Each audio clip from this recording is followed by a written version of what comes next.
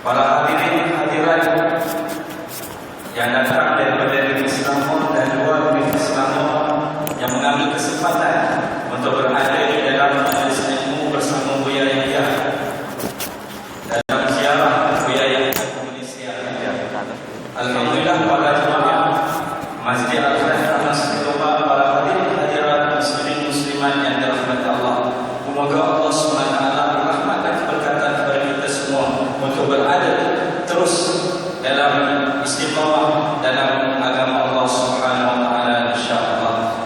Para hadirin hadirat sekalian, untuk makluman pada malam ini kita ada live streaming dan kita ada radio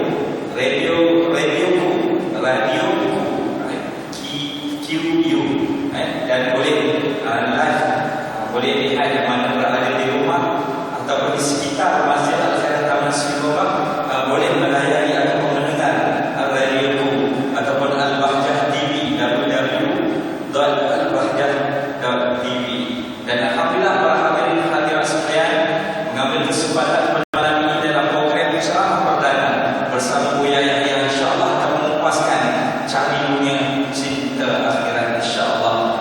Para hadirin hadirat sekalian, tanpa membuang masa, saya mempersilakan Buya Yahya untuk terus bersama-sama para jemaah semua untuk berkongsi ilmu kepada para jemaah Masjid Al-Khair Taman Singapura ini insyaallah. Dengan ini majlis mempersilakan. Sallu ala Nabi Muhammad. Assalamualaikum.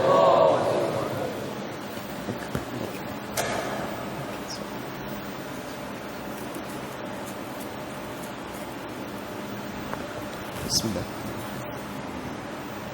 Assalamualaikum warahmatullahi wabarakatuh. Waalaikumsalam warahmatullahi wabarakatuh. Alhamdulillah.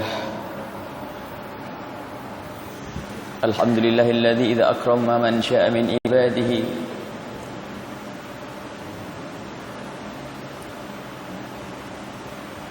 ja'alahum fi hadhihi dunya ma'al hasanati wal khairati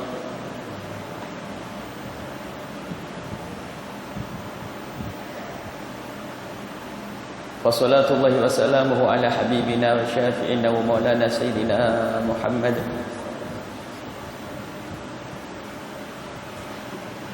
wa ala alihi al-mutahharin wa ashabihi at-tayyibin wa tabi'ina lahum bi ihsanin ila yaumiddin. Allahumma ya Rabbana atina fi hadhihi dunya hasanatan wa fil akhirati hasanatan.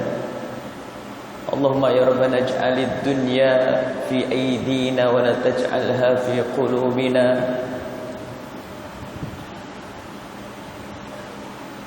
waj'alha lana mazra'atan li ukhrana innaka anta ala kulli shay'in qadir. ولا تجعلها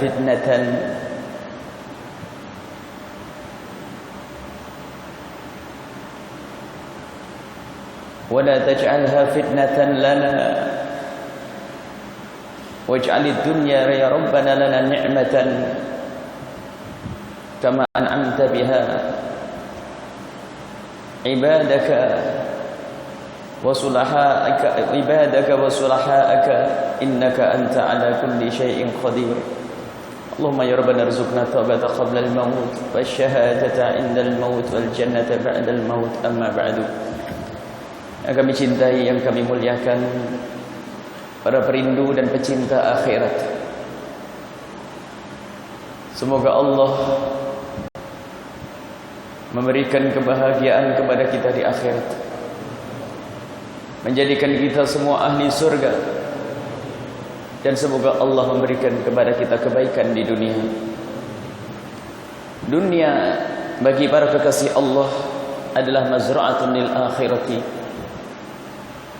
Dunia bagi para kekasih Allah akan dijadikan lahan untuk bercocok tanam demi akhirat.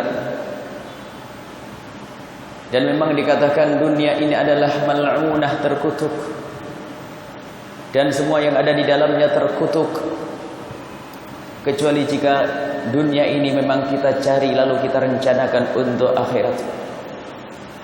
Artinya dunia terkutuk bukan karena zatnya dunia.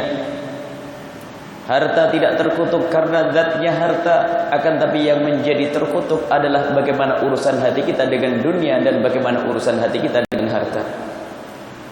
Jika yang memiliki harta harus menjadi orang terkutuk, maka tidak ada minal ashrah al-mubasysyirina bil jannati Abdurrahman bin Auf. Jika orang kaya ternyata harus di neraka jahanam, maka tidak ada Abdurrahman bin Auf yang dikatakan beliau adalah saudagar kaya, konglomerat, orang kaya dari salah satu sahabat Nabi yang disebut sebagai orang yang minal ashrah al-mubasysyirina bil jannati, salah satu dari 10 orang yang diberi kabar gembira oleh Allah untuk masuk surga. Bahkan kisah Sayyidina Abdurrahman bin Auf suatu ketika datang kepada Rasulullah dan Rasulullah berkata, "Abdurrahman, kau lambat masuk surga." "Kenapa ya Rasulullah aku lambat masuk surga?" "Karena kau kaya." "Karena aku kaya lambat masuk surga ya Rasulullah?" "Iya, karena kau kaya maka kau lambat masuk surga." "Lalu bagaimana agar aku bisa cepat masuk surga ya Rasulullah?" Dijawab oleh Rasulullah, "Dengan kekayaanmu." Sehingga setelah itu Sayyidina Abdurrahman bin Auf berusaha menggunakan kekayaannya untuk meluncur ke surga, sehingga diberi kabar gembira oleh Allah, oleh Rasulullah, dia termasuk 10 orang yang akan masuk surga bersama Sayyidina Abu Bakar Siddiq, Sayyidina Umar, Sayyidina Utsman, Sayyidina Ali dan yang lainnya. Artinya dunia tidak terkutuk dari zatnya dunia. Akan tapi yang menjadikan terkutuk dunia adalah bagaimana urusan hati kita dengan dunia. Mencari dunia bukan satu aib dan celah, bahkan mencari dunia adalah kemuliaan kalau orang faham tujuannya. Kalau mencari dunia untuk dunia, itulah orang yang tertipu. Mencari dunia untuk dunia adalah orang tertipu. Adapun orang bekerja mencari nafkah adalah mulia. Bahkan dikatakan orang bekerja mencari uang pun menjadi sebab pengampunan dosa dari Allah. Disabdakan oleh Rasulullah, "Man amsa kalan min amali yadihi amsa maghfuran lah." Kalau ada satu orang bekerja cari uang, cari rezeki, capek, kemudian di sore hari, di petangnya merasakan capeknya dari pekerjaan tersebut, maka ketahuilah capeknya ini menjadi penghapus dosanya. Bahkan disebutkan juga dalam hadis yang diriwayatkan oleh Imam Bukhari, "As-sa'i 'alal armalati wal masakin kal mujahid fi sabilillah." Jika ada orang mencari rezeki tapi yang dipikirkan adalah untuk memberikan pertolongan kepada orang yang membutuhkan, dari janda-janda, dari fakir miskin, dari orang yang membutuhkan, maka ketahuilah dia seperti orang yang jihad di jalan Allah. Bahkan perawi hadis mengatakan, "Adunnu, ahsibu, aku menduga bahwasanya Nabi mengatakan kalladzi yusalli wa la yaftur," seperti orang salat enggak pernah berhenti-berhenti, walladzi yasumu wa la yuftir, dan seperti orang puasa tidak pernah putus puasanya. Artinya mencari dunia bukan aib. Akan tapi yang menjadi masalah adalah jika orang mencari dunia untuk dunia, bahkan di saat mencari dunia melanggar Allah Subhanahu wa taala. Ada orang mencari dunia meninggalkan salat, terkutuk. Ada orang mencari dunia melanggar Allah, terkutuk. Akan tapi jika orang mencari dunia dengan cara yang benar, itulah yang diajarkan Nabi sallallahu alaihi wasallam. "Fantashiru." Bertebaranlah kau di bumi Allah untuk mencari karunia-karunia Allah Subhanahu wa taala. Dan ketahuilah sahabat Nabi sallallahu alaihi wasallam tidak semuanya disuruh duduk bersama Rasulullah belajar di masjid Rasulullah untuk menjadi orang alim seperti Sayyidina Abdullah bin Umar, Abdullah bin Abbas, tidak. Bahkan setiap Nabi selesai salat subuh atau selesai waktu salat, Sayyidina Rasul sallallahu alaihi wasallam mengajari beberapa orang sahabat Nabi sallallahu alaihi wasallam, selebihnya suruh bertebaran sana. Yang jago perang ngatur siasat perang, yang pandai mencari rizki, carilah rizki untuk kekuatan umat Islam. Ada kalimat zuhud yang sering digembar-gemborkan. Benar, zuhud itu adalah apa? Di saat hatimu tidak dengan dunia. Sebab dunia itu kalau sudah datang kepadamu tidak bisa kau menahannya. Sebab semuanya sudah dijatah oleh Allah. Ketahuilah hai hamba Allah, jatah duniamu sudah dijatah oleh Allah, dan engkau tidak akan mati kecuali jatahmu sudah kau ambil semuanya. Tidak akan mati kecuali jatah sudah kita ambil. Makanya yang jatahnya kaya harus kaya, biarpun kaya apa tetap harus kaya. Dan kaya bukan aib. Begitu sebaliknya, tidak semua kefakiran adalah mulia. Ada orang fakir akan tapi ternyata tamaknya yang besar. Sudah hanya mencari uang berapa ringgit saja, akan tapi meninggalkan sholat, menjual dirinya, melanggar Allah, padahal dia fakir.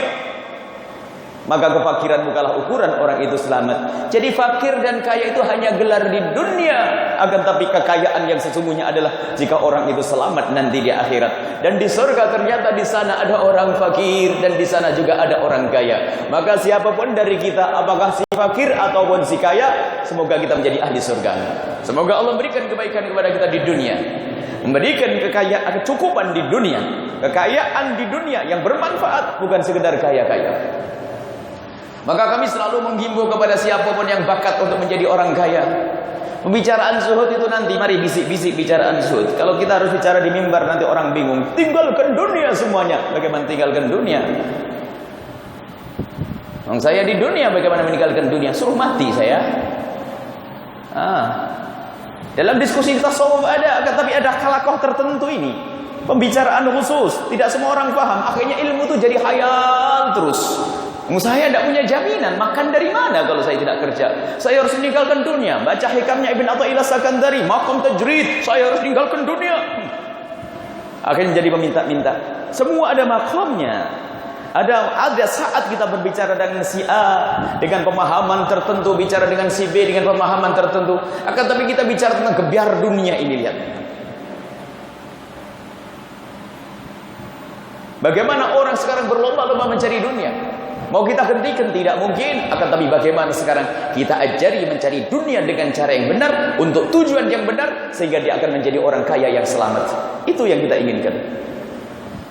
Orang zuhud bukan berarti orang yang tidak punya dunia. Laisa zuhdu ma la yamliku syai'a, bukanlah zuhud orang yang tidak memiliki sesuatu, walakinna zuhda man la yamlikuhu syai'. Yang namanya zuhud man la yamlikuhu syai'un. Akan tapi hakikat zuhud adalah orang yang tidak dimiliki oleh apapun.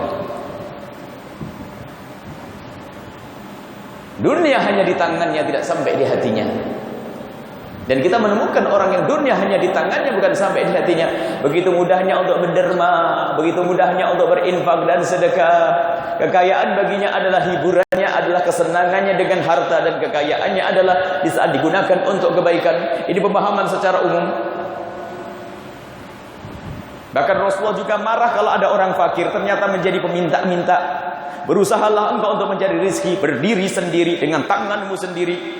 Sebaik-baik pekerjaan adalah sebaik-baik rezeki yang halal adalah hasil karyamu sendiri, dari jerih payahmu sendiri. Bukan merengek meminta-minta dari tangannya orang. Bahkan meminta-minta adalah haram, kecuali bagi orang yang betul-betul butuh dan hajat. Pengemis adalah rendah kalau dia orang yang mampu bekerja. Mananya apa? Harus kita mandiri. Baru bicara makom tajrid kalau Anda hidup di tengah hutan sana, tidak punya istri, tidak punya anak, tidak punya tanggung jawab di hutan sana. Tapi selagi engkau hidup bersama anak istri, engkau wajib memberikan nafkah kepada anak istrimu, memberikan bekal yang cukup untuk anak istrimu. Dan jangan mengukur orang dengan dirimu sendiri. Mungkin ada yang di sini sudah makom zuhud yang luar biasa sampai gak butuh dunia. Engkau mampu seperti itu, tapi orang yang di sekitarmu belum tentu mampu. Jangan disamakan orang suruh seperti kamu. Seorang ustadz mungkin mampu dia dengan makan apa adanya, tapi istri ustadz belum tentu, anaknya ustadz belum tentu. Dia bergaul dengan orang lain yang sesaat melihat makanan enak, lalu di rumah saya begitu saja. Dan Rasulullah tidak mengajarkan yang demikian itu. Tapi yang diajarkan Rasul adalah jangan dijadikan anakmu orang yang tamak kepada yang di tangannya orang lain. Itu pendidikan. Lalu sebagaimana sekarang urusan kita dengan dunia? Yang bakat mencari dunia, carilah dunia agar orang Islam itu kuat. Al-mu'minul qawiyyu, orang mukmin yang kuat itu lebih dicintai oleh Allah daripada mukmin yang dhaif, lemah. Kuat di sini apa? Macam-macam maknanya. Kuat iman iya. Apakah dengan kekuatan ekonomi? Bisa saja dimaknai semacam itu. Akan tapi orang semuanya tidak boleh merasa kuat karena kekayaannya. Kita memandang orang kadang beda gini. Memandang seseorang, kita melihat orang kaya. Apa yang ada di hati kita di saat kita melihat orang kaya? Kita melihat orang kaya, orang yang punya uang banyak. Apa pertama kali yang ada di hati kita di saat kita melihat dia? Mungkin seseorang berkata, aku pengen seperti dia. Pengen seperti dia. Kalau sudah pengen seperti dia, tidak ada nilainya apa-apa. Akan tapi dalam hadis Nabi ada orang, jika ada orang melihat orang kaya berinfak, berderma, dalam hadis Sahih Bukhari, bahwasanya jika ada orang infak, berderma, sedekah, dia orang kaya banyak dermanya, banyak sedekahnya, lalu ada orang fakir melihat orang kaya tersebut, lalu berangan-angan dan memohon, ya Allah, berikan aku seperti dia, dan sungguh kalau aku kaya seperti dia, aku akan berinfak seperti dia. Apa jawabannya? Engkau sudah mendapatkan pahala sama seperti dia. Jadi berangan-angan kaya boleh, tapi tujuannya apa? Bukan pengen kayanya kok, bukan pengen kayanya saja, tidak ada harapan di balik itu semuanya. Secara umum begitulah gambaran tentang dunia. Akan tapi sekarang kita perlu melangkah. Bagaimana di saat aku bekerja? Apa yang harus ada di hati? Ini loh, sekarang kita tutup poin saja. Kita jangan bicara masalah zuhud yang ini, kita zuhud model zaman sekarang ini. Zuhud kelas-kelas kita.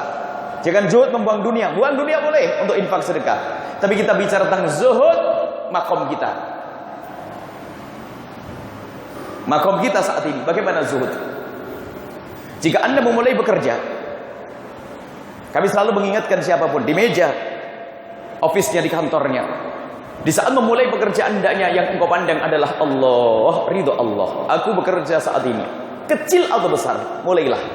Ya Allah, aku saat ini akan memulai pekerjaanku, sebuah perusahaan yang besar, yang sampai ribuan dolar, miliar dolar. Ya Allah, saya akan memulai usahaku ini, ya Allah.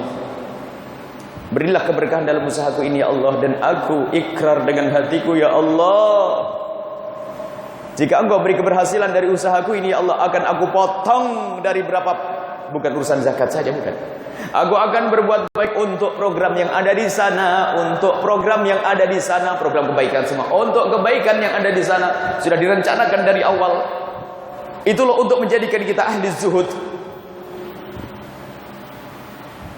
untuk menepis kerinduan kita hanya untuk mengumpulkan dunia. Itu zuhud maknanya. Jadi dia bekerja, ternyata yang diinginkan adalah kemuliaan. Ya Allah, kalau seandainya usahaku ini berhasil, maka aku akan berikan untuk kemuliaan berapa persen nanti, untuk memulihkan masjid ini berapa persen, untuk menolong fakir miskin, para penuntut ilmu berapa persen. Pikirannya hanya untuk itu. Biarpun sekecil apapun, sekecil apapun. Ada bahkan dikisahkan satu orang perempuan, kerjaannya hanya jualan.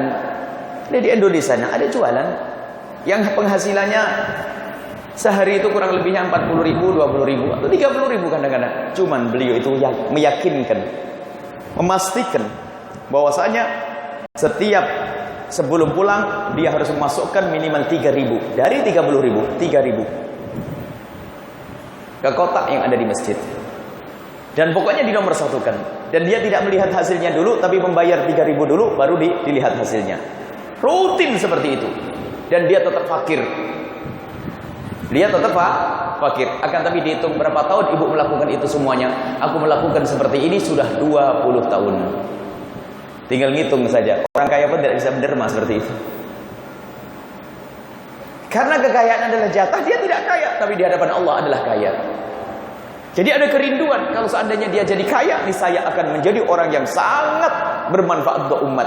Akan tapi ketahuilah, Allah memberikan kesempatan berbuat baik kepada hambanya semuanya, tanpa terkecuali dengan apa yang Allah berikan.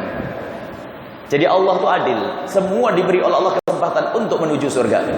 Dalam bahasa kami adalah surgamu beda dengan surga kawanmu. Setiap orang telah disiapkan oleh Allah surganya masing-masing, maka masukilah pintumu. Ada di situ surganya orang pejabat kerajaan, ada di situ surganya orang kaya raya, itu ada pintu surganya ustadz, itu pintu surganya orang fakir.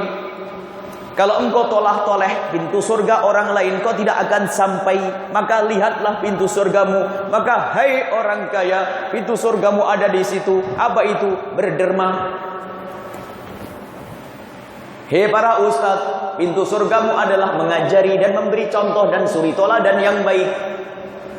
Lah kalau ustadznya berhayal ingin menderma berapa ribu ringgit, berapa juta ringgit, hayal nggak ketemu-ketemu. Sama seperti hanya si jutawan sang kaya raya berhayal, saya ingin jadi juru dakwahnya Rasulullah dengan berceramah, saya pengen jadi pencerah. Nggak ketemu-ketemu judulnya, karena bukan pintumu itu. Punya pintu masing-masing. Hei orang kaya, pintumu adalah kekayaanmu itu. Gunakan kekayaanmu untuk sampai kepada surga. Kita berlomba, si kaya berlomba dengan si alim. Bahkan mungkin dalam bahasa, hei alim, ayo kita berlomba. Kemana? Kepada Allah Subhanahu Wa Taala. Si alim mengajar, si alim memberikan contoh, si kaya berinfak berlomba. Tak taunya apa? Ketemu bareng, duduk bersama Rasulullah Sallallahu Alaihi Wasallam. Yang paling dekat siapa? Bukan jaminan sang ustadz lebih dekat, akan tapi yang paling tulus dalam berjuang.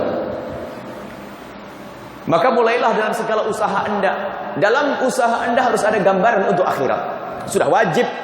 Usaha apapun harus ada gambar untuk akhirat. Bukan urusan zakat. Zakat mah ini kewajiban, sudah harus. Bukan urusan zakat, kita tidak ngomong urusan zakat.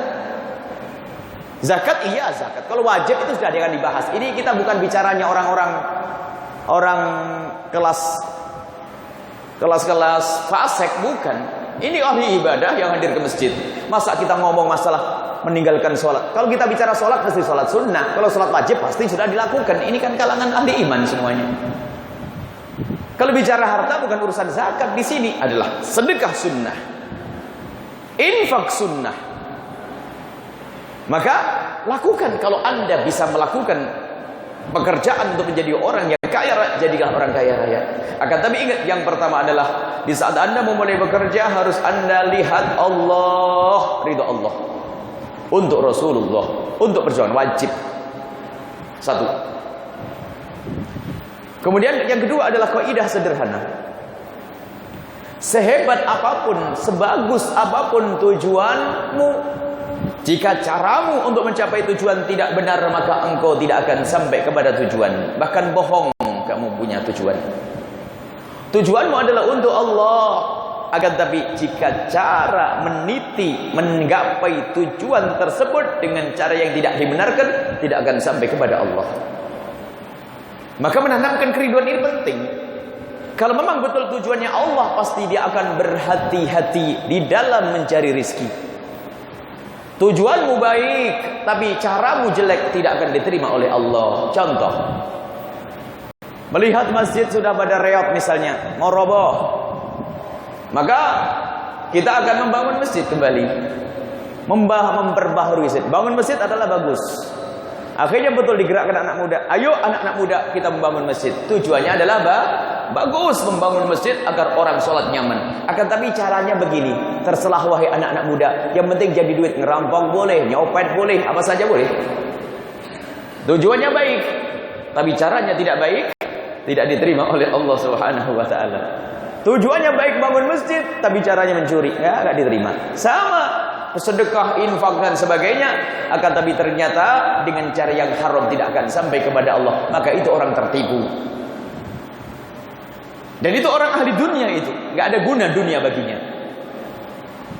Bahkan sebagian orang tertipu, sedekah banyak sampai zakat tidak dibayar. Makanya kami selalu rame berbicara dengan siapapun yang ingin membantu pondok pesantren. Dalam hal ini Al-Bahjah yang sering kita suarakan. Jika ingin membantu pondok pesantren, tolong jangan lupa urusi zakat hartamu dulu. Yang pertama, yang kedua urusi utangmu yang sudah jatuh tempo. Jangan membantu, jangan menyumbang, jangan berderma kecuali itu sudah kau beresin, karena itu hukumnya wajib, dan hukumnya melakukan yang wajib pahalanya lebih besar daripada yang sunnah. Tapi setan lebih banyak membisikkan untuk melakukan yang sunnah. Kata orang kaya begitu, Buya bener, kalau sedekah sunnah mah enteng, tapi giliran ngitung zakat berat bagi saya. Coba tanyakan orang kaya itu. Sedekah sunnah, wah dimintai orang beral keluar duit, tapi giliran ngitung zakat, naudzubillah, kemang setannya gede. Dipikir dia selamat dengan sedekahnya, tidak. Dengan sedekahmu sunnah tidak diterima oleh Allah karena zakatmu tidak kau bayar. Bayar zakatmu terlebih dahulu. Ini kewajiban. Kemudian hutang-hutang yang jatuh tempo. Kalau hutang belum jatuh tempo, boleh asalkan ada gambaran. Boleh kita berderma di saat kita punya hutang yang tidak jatuh tempo, belum jatuh tempo. Asalkan ada gambaran kita untuk membayarnya. Makanya di saat berbuat baik pun harus ada aturannya. Baik, kembali bahwa saja. harapan di saat kita mulai bekerja, hendaknya yang kita ingat adalah Allah. Biasakan itu. Ikrar kalau perlu, saya akan berusaha membuka sebuah toko untuk berniaga.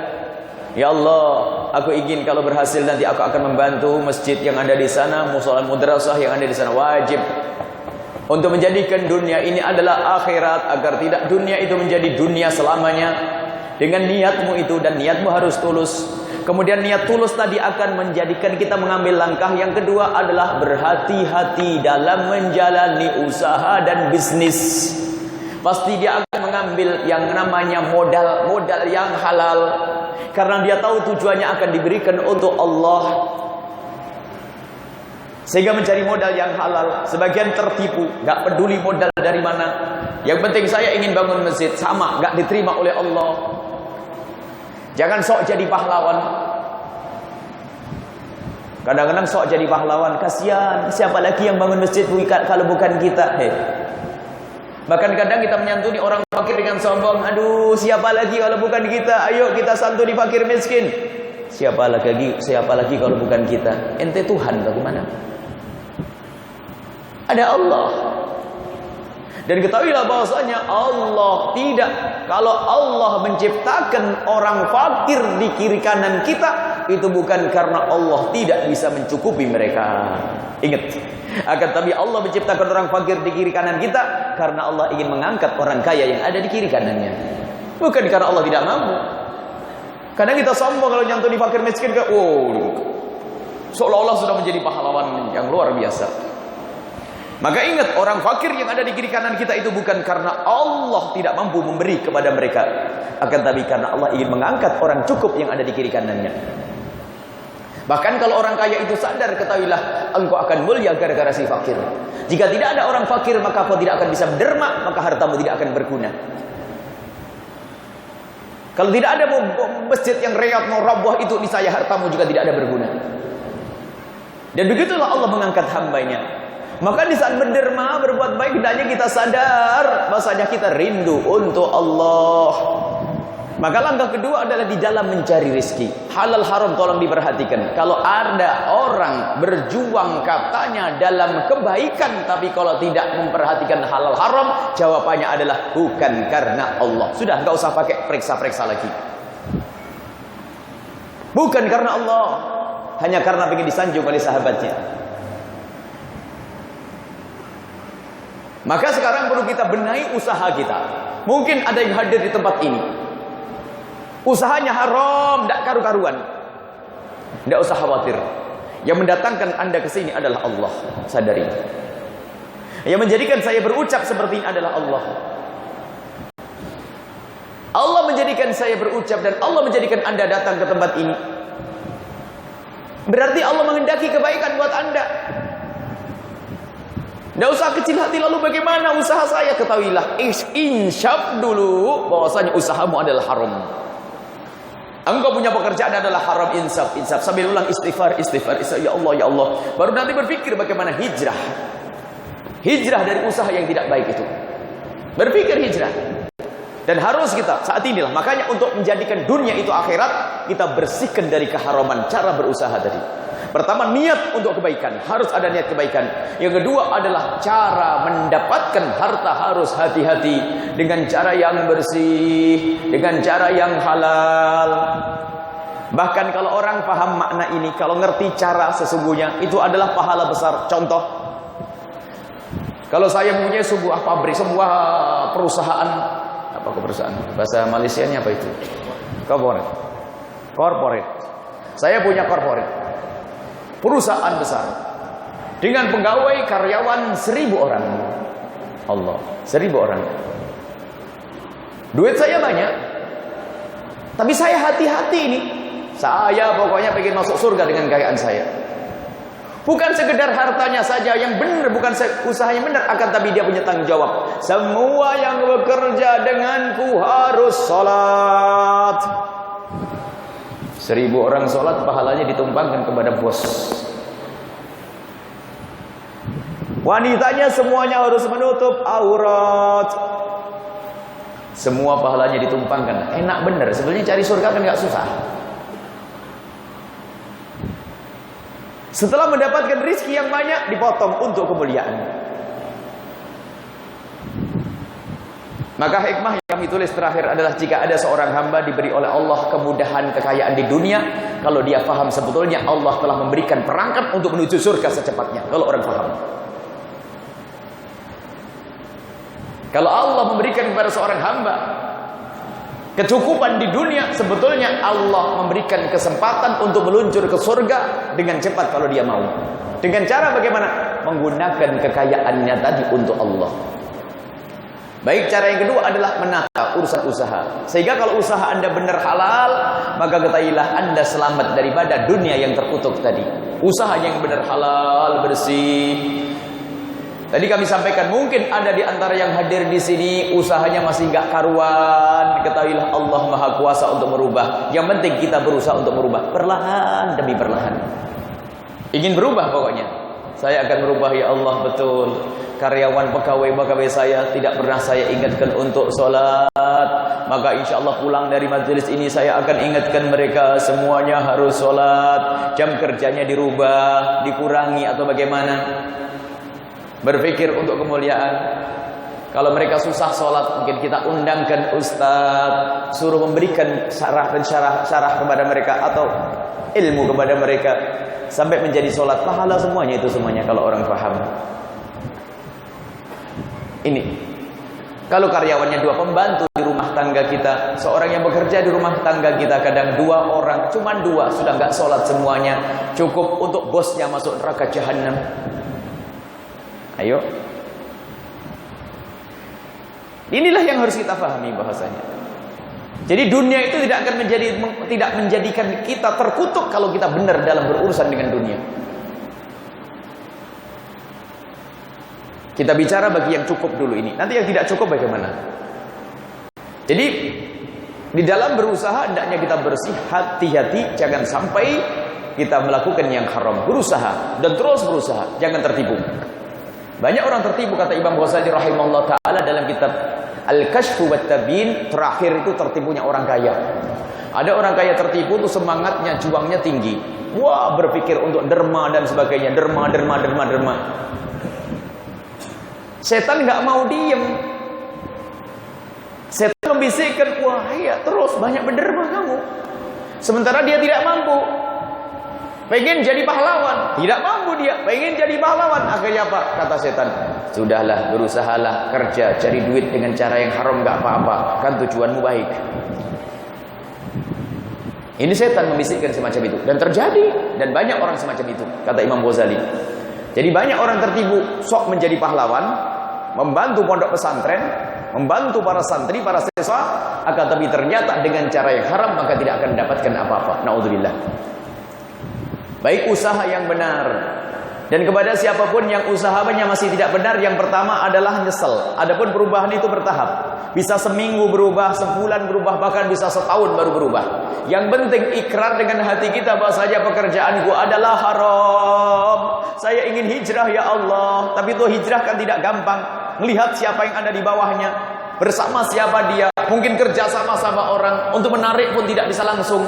Untuk keluar pun juga tidak gampang. Maka yang penting dalam hatinya ada ikrar untuk meninggalkan keharaman tersebut. Jangan berhayal berbuat baik dengan duniamu jika mencarinya adalah dengan cara yang salah. Jangan berhayal. Harus bersih halal. Dan Sayyidina Abdurrahman bin Auf itu setelah beliau banyak berderma, banyak sedekah, sampai beliau berkata, saya sedekah duitku kok tidak habis-habis. Bahkan semuanya jadi duit. Bahkan sampai beliau berkata, kalau seandainya aku membongkar batu, di balik batu itu ada emasnya. Artinya apa? Tangannya itu gampang jadi duit. Megang apa jadi duit. Dan kita menemukan juga ada di Indonesia sana, satu orang itu sedekah tok kerjaannya. Setiap kita datang ke pondok pesantren, katanya ada sumbangannya orang itu. Padahal usahanya tidak terlalu gede. Cuman memang beliau berusahanya untuk itu. Dan menikmati itu semuanya. Sampai beliau berkata, setiap aku bersedekah, Allah pasti ganti lagi. Setiap sedekah ganti lagi dengan penuh keyakinan. Dan insya Allah yang kaya di sini, insya Allah ahli surga semuanya. Baik, bagi yang tidak mampu bagaimana? Hati-hati, tidak jaminan kau selamat. Jangan berkata, wah saya tidak punya dunia aman. Oh enggak, tamak di dalam hatimu. Kerakusan di dalam hati. Sebab hakikat kekayaan adalah kaya hati. Ada orang secara materi dunia tidak punya apa-apa, akan tapi Allah memberikan ketentraman batin. Dan itu yang hakikat kekayaan yang sesungguhnya. Innal ghina hinnan nafs. Kekayaan yang sesungguhnya adalah jiwa yang kaya. Ini tidak bisa hanya sekedar diceritakan. Sebab itu masalah rasa. Kalau diceritakan hayal bagi sebagian orang. Kok bisa ya orang begitu kok senang? Oh enggak. Anda bisa menemui ada orang hidup di kampung, di pelosok, bekerja sehari untuk makan sehari, hidupnya pas-pasan. Akan tapi ketahuilah, di saat bangun tidur, sholat subuh bisa candaria, sholat subuh berjamaah dengan istrinya, pergi ke masjid, ketawa. Kadang-kadang di saat lapar pun masih tersenyum. Allah indah. Bahkan tidak ada keluh kesah. Padahal hidupnya pas-pasan. Hidupnya pas-pasan, tapi ternyata candaria ditemui dalam rumah tersebut. Tapi tetangganya rumahnya megah, ribut terus. Sebab memang dunia tidak ukuran kebahagiaan. Ukuran kebahagiaan adalah apa yang ada di dalam hatimu. Bagi siapapun yang oleh Allah diuji dengan kekurangan, maka ketahuilah, kekuranganmu itu jika engkau sikapi dengan kesabaran dan ketabahan, maka engkau akan melampaui si kaya. Anda fakir, semoga dicukupi oleh Allah semuanya. Jika ada yang fakir di sini, cuman dia angan-angannya mulia. Setiap melihat orang kaya yang baik berinfak, maka dia berangan-angan, bekerja ya Allah, jadikan aku kaya seperti dia, agar aku bisa membantu fakir miskin ya Allah.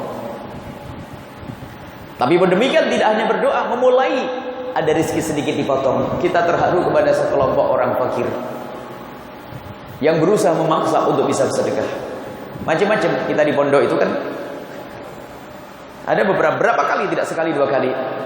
Kan ada orang nyumbang jumlah gede, ada ratusan juta dan sebagainya ada untuk bangun pondok. Suatu ketika kita kedatangan satu orang membawa tempat itu dari kain yang ditalikan kain segi 4 itu terus ditaliin begitu. Ada plastik di dalamnya. Dengan malu-malu ngomong, "Buya, apa ini? Kok berat banget?" "Ya Buya, mohon maaf. Saya dengar orang bisa banyak sedekah, banyak-banyak Buya. Saya malu kalau sedekah. Saya belum bisa bersedekah. Saya malu kepada Allah kalau saya tidak bisa sedekah. Cuman saya kan tidak punya apa-apa.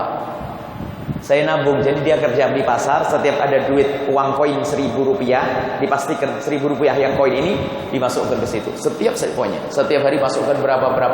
Ini saya kumpulkan 3 tahun. Setelah dibuka kumpul 11 juta. Orang kaya pun tidak mudah untuk berinfak menderma 11 juta. Dia tidak menyerah dengan kefakirannya. Anda jangan nyerah dengan kefakiranmu. Ittaqun nar walau bisyikki tamratin. Untuk mengeluarkan dunia dari hatimu adalah dengan sedekah tadi, infak. Kadang fakir pun ternyata bukan berarti hatinya bebas dari dunia. Fakir tapi tamaknya luar biasa, Masya Allah. Kikir, pelit. Sudah fakir, kikir, pelit, nasib buruk. Maka dulu perangi adalah dengan berderma. Walau bisyikki tamratin, biarpun hanya dengan separuh kurma. Mulailah dari yang kecil. Kalau Anda di saat menjadi orang yang fakir bisa memulai dengan berderma karena Allah, maka ketahuilah ini bakat menjadi orang kaya yang selamat. Bahkan kita pun perlu mengajari anak-anak kita untuk bisa pandai berderma. Kami selalu menghimbau untuk anak-anak kecil kita, tolonglah ibunda kami yang semoga dimuliakan Allah, ayahanda kami yang dimuliakan Allah, ajari anak-anak kecil kita untuk senang berbuat baik dengan dunia, untuk tidak membiasakan hatinya terikat dengan dunia. Caranya bagaimana? Kalau kita memberikan uang saku kepada anak kita sehari, misalnya 5 ringgit. Wahai anakku sayang, hari ini engkau aku beri 5 ringgit. Akan tapi Abah Umi minta kepadamu, nak, 1 ringgit kembalikan kepada Allah. Caranya bagaimana? Buat kotak sendiri untuk Allah, lillah. Ada kotak tabungan. Setiap belanja nanti bisa disisakan 1 ringgit. Sehingga setiap hari omongannya adalah ada bagian untuk Allah, untuk Allah, untuk Allah. Maka inilah mengelatih anak kita agar menjadikan dunia yang adalah akhirat. Bahkan kalau anak kita mau menjadi seorang dokter pun harus kita ingatkan, anakku, kau mau apa menjadi dokter? Kadang-kadang jawabannya, oh jadi dokter enak Bu, nanti bisa duitnya banyak, hartanya banyak. Batal, kau tidak boleh jadi dokter kalau begitu. Akan ditanamkan dari awal, wahai anakku, engkau akan menjadi dokter kan? Iya. Untuk apa? Alasannya harus benar. Umi, kalau saya menjadi dokter bisa banyak menolong orang. Baik. Telepon Pak Ciknya jam 12 malam. Pura-pura saja. Suruh telepon. Saya punya kakak misalnya, anak saya ini. Suruh telepon. Nak, Wak, sakit kepala minta diantar obat. Jam 12 malam bayangkan. Kalau malas, enggak boleh jadi dokter kau nih ya. Nganterin obat saja nggak mau, bagaimana nanti menjadi seorang dokter? Tidak, dididik seperti itu untuk kenal pengabdian dan karena Allah. Jadi perlu dilatih, jangan hanya menjadikan dokter. Nanti dokter bohong, nggak berobat, nggak sakit, dibilang sakit, nggak harus operasi, amaliyah harus operasi. Jadi dilatih, bagaimana menjadikan pekerjaan itu untuk Allah terus. Biasakan yang demikian itu, termasuk derma tadi. Jadi kalau bapak ibu berderma jangan semata-mata, jangan selalu dengan tangannya sendiri. Perlu dilatih anak-anak kita. Dek, ini ada duit berapa? Ada 50 ringgit. 50 ringgit ini adalah jerih payah abah, jerih payah umi, akan tapi ketahuilah sebagian daripada 50 ringgit ini akan diberikan kepada Allah. Dan begitulah nak, depan kau kalau menjadi orang kaya harus macam itu. Kita didik. Jadi hidupnya anak kita adalah dengan kenal perjuangan, kenal Allah Subhanahu, karena Allah. Inilah bagaimana menjadikan dunia, cari dunia, tapi tetap ingat akhirat. Bahkan kalau menjadi seorang dokter pun ditanya, wahai anakku, kalau kau menjadi dokter setelah itu mau apa? Tidak cukup menolong. Kamu dapat duit banyak untuk apa anakku? Bagaimana cara berdermamu? Zakat harus nak ya. Awas, ingat zakat. Diingatkan dari awal.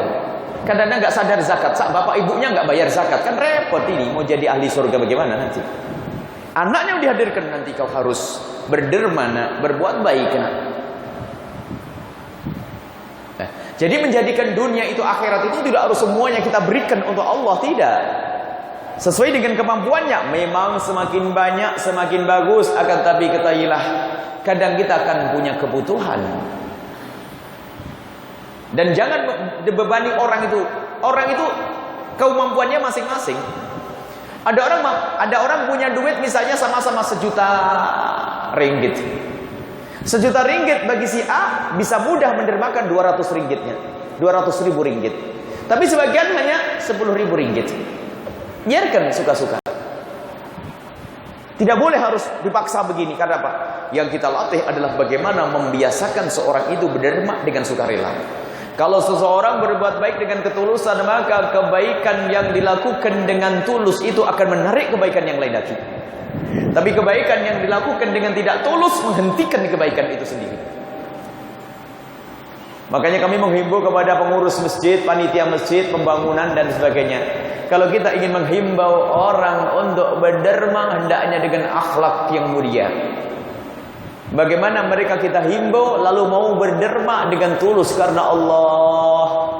Ada sebagian pengurus tim panitia masjid, pengurus masjid tapi gak benar. Cepat bangun masjid, bantu derma yang banyak. Yang penting banyak, gak ikhlas gak apa-apa. Loh, gak ikhlas apa-apa, ini bagaimana nanti? Masuk neraka nanti dia. Gak begitu caranya, dengan adab yang baik. Bahkan kalau kita mengetahui orang itu tidak membayar zakat, jangan ragu, diingatkan. Jangan hanya mementingkan masjidnya cepat jadi, biarin bayar zakat, gak bayar zakat terserah. Oh, gak boleh begitu. Kalau kita dengar tanda-tanda bahwasanya orang kaya tersebut tidak pernah bayar zakat, kebetulan bangun masjid, bayar masjid, kita ingatkan, assalamualaikum ibu. Tapi tidak secara langsung begitu. Semuanya yang ingin bersedekah mohon diperhatikan urusan zakatnya, diingatkan. Sebab membayar zakat pahalanya lebih gede dari bersedekah dan infak. Harus diingatkan. Cuman kadang panitia masjid pun kadang seperti itu. Yang penting jadi. Duit terserah, ikhlas tidak ikhlas gak penting. Pokoknya kasih duit yang banyak. Baik, inilah gambaran secara umum wahai ahli iman. Intinya mencari dunia ternyata bukan aib dan celah. Asalkan jangan lupa langkah-langkah Anda adalah untuk Allah. Sehingga dikatakan dunya mazra'atul akhirati, yang namanya dunia ini adalah tempat bercocok tanam untuk akhirat. Asalkan bagaimana kita ingat untuk akhirat. Cari duit, tapi ada ingat akhirat. Ingat akhirat harus saja. Semua buka toko ingat bagiannya untuk akhirat. Ya, ditulis kalau perlu. Jangan lupa bagiannya untuk Allah. Senyum lihat, untuk Allah. Akhir tahun di atas hitungan untuk Allah. Yang kedua adalah caranya harus bersih. Kalau ada yang belum bersih, perlahan harus merubah. Kalau sudah begitu, dua cara ini Anda lakukan, maka duniamu semuanya untuk Allah. Yang kita tinggal pun menjadi harta bersih dan halal. Diwaris oleh anak pun menjadi harta yang berkah. Sederhana, syaratnya cuma dua itu saja. Agar menjadi dunia ini adalah akhirat. Bahkan kami selalu berkata, bawa mobilmu ke surga, bawa rumahmu ke surga. Jangan sampai kau tinggal di dunia, bawa kekayaanmu ke surga. Sayang dong ditinggal itu. Bagaimana aku bisa membawa mobilku ke surga? Membawa kereta, mobil di Jawa Timur. Kalau mobil banyak di Indonesia. Kalau di kereta banyak di sini. Baik. Bagaimana saya bisa bawa kereta ke surga? Bawa ibu, bawa bapak, bawa keretamu itu ke surga. Caranya apa? Gunakan untuk kebaikan. Digunakan untuk pergi ke salat subuh, menghadiri majelis-majelis mulia. Akan kebawa ke surga, dinaiki lagi di surga itu nanti. Jangan digunakan mobilmu untuk maksiat. Rumahmu jadikan rumahmu rumah surga. Bawa rumahmu itu ke surga. Apa yang harus aku lakukan di rumahku itu? Gunakan untuk kebaikan. Jadikan tempat sujud yang banyak. Jangan ada keharaman di rumahmu itu. Sehingga disunahkan kalau sholat sunnah itu adalah tidak di satu tempat. Wahai hamba Allah, kalau anda sholat sunnah di rumah khususnya, jangan menempati di tempat yang musola yang panas itu. Tidak. Sesaat di ujung sana, sesaat di ujung sini, sesaat di ujung situ. Perbanyaklah saksi untuk sholat kita. Sehingga para ulama mengatakan wa yukrahul iton, untuk sholat sunnah itu makruh kalau menempati satu tempat. Kenapa? Mengurangi saksi. Jadi kalau anda sholat sunnah sesaat di dapur, sesaat di ruang tamu, sesaat di sana.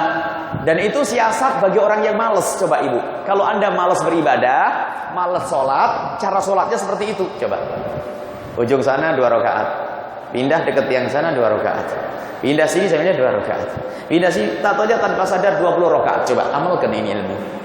Yang malas ibadah, kalau pengen ibadah jangan satu tempat, capek itu. Sambil pindah sana, pindah sini, pindah situ, tak taunya tanpa sadar ibu semalam bisa sholat 21 rakaat. Allah. Lakukan ini. Dan saya termasuk kayak ibu saya itu malas. Makanya kalau tidak istiasati, saya bagiannya kalau keliling masjid itu, mampir masjid itu biar saya itu berbanyak sholat. Sebab kalau satu masjid itu capek sudah sholat. Jadi saya masuk masjid 4 rakaat, pindah lagi masjid 4 rakaat, pindah lagi masjid 4 rakaat, 10 masjid itu 40 rakaat tanpa sadar. Ayo. Makanya kita lakukan setiap hari raya Idul Fitri, kan Rasulullah memerintahkan agar kita menghidupkan malam hari raya dengan ibadah. Bayangin saya itu, kalau sudah tarawih Ramadan 21 rakaat tambah qiyamul lailnya, lah kok hari raya masih mau sholat? Ini kan orang pada nggak mau. Masa malam hari raya suruh sholat 60 rakaat? Enggak deh. Tak taunya apa? Kita buat budaya. Bukan budaya, memang disuruh oleh Nabi menghidupkan malam hari raya Idul Adha, Idul Fitri. Sehingga kami membuat pertama satu mobil, Bu. Saya dengan anak-anak sendiri sampai 15 masjid waktu itu. Setiap malam 15 masjid. Kali 4 suruh hitung berapa rakaat itu kan? 60 kan? Setelah itu apa? Diikuti oleh orang. Sekarang diikuti ribuan, banyak orang akhirnya. Jadi karena banyak orang dikurangilah menjadi 10 masjid saja deh. Tidak sadar bapak-bapak, ibu-ibu ternyata sholat 10 kali 4. 40 rakaat nggak sadar itu semuanya. Masuk sholat tahiyatul masjid 2 rakaat, ditambah sholat apa saja 2 rakaat. Ya Allah, akbar, Allah akbar. Pindah masjid lagi, Allahu akbar, Allahu akbar, masjid. Masjid sebelah, ramai panjang begitu nanti. Dikawal polisi segala macam. Kawal polisi. Tidak sadar maksudnya apa? Kamu itu kan sama dengan saya, pemalas. Makanya harus siasati ini. Ya dah? Lebih dari itu, menjadikan rumah itu nanti akan kebawa ke surga. Termasuk diantaranya adalah sholat di atas mobil. Sholat sunnah di atas mobil. Di atas kereta. Saya mobil terus. Saya di Malaysia nih. Pindah tempat lupa nih. Jadi kalau tidak sholat di atas kereta, saya punya guru-guru mulia. Makanya para ulama itu kelihatannya di rumah jarang sholat itu. Guru-guru mulia kalau di rumah ngajar dan sebagainya. Akan tapi kami menemukan guru-guru mulia itu sholatnya di atas kendaraan. Kalau sholat sunnah di atas kereta ibu, begitu mudahnya. Yang penting punya wudhu. Adapun mukena ibu cukup baju menutup aurat seperti ibu yang lagi duduk itu sudah cukup. Yang penting menutup sampai pergelangan sini. Kalaupun ternyata ada pakai kaos kaki, dilipat saja, silang, dilipat kok tidak kelihatan itu sudah sah. Sholat di atas kendaraan, di atas kereta, cukup. Kiblatmu adalah arah keretamu berjalan. Tinggal Allahu Akbar. Rukuk. I'tidal. Sujud lebih rendah, tidak harus ini nyentuh kencok tempat duduk, tidak harus menyentuh, cukup merunduk begitu saja. Itu pahalanya sama, bahkan sebagian ulama mengatakan pahalamu lebih. Karena apa? Sepanjang jalan yang kau lewati itu akan menjadi saksi karena engkau telah melewati tempat tersebut dengan sholat. Sehingga anda dalam perjalanan 1 jam bisa melakukan sholat 50 rakaat. Coba saja, ayo. Tapi 50 rakaat di rumahmu sendiri, waduh, sakit punggung.